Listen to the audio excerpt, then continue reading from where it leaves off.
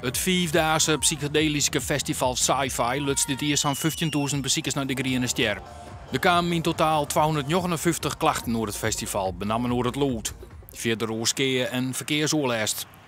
Daarnaast vinden er net genoeg huisjes, waardoor het bezoekers het in de bosjes dienen. Er is nog geen vergunning aanvregen. De gemeente heeft geen reden Sci-Fi te verbieden, maar stelt wel wat betingsten. Zo moet het nachts om 1 uur dienen wijzen. Wat natuurlijk ook relevant is dat wij vinden dat het festival eindigen moet op 9 juni.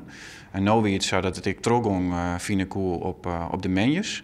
Nou, we gaan merken dat vooral op die menjes en dan vooral de maas om 9:00 dat een heel soort klachten weer. Dat hier wat te krijgen met klimatologische omstandigheden. Het hier ook te krijgen met het feit dat het weekend al voorbij weer.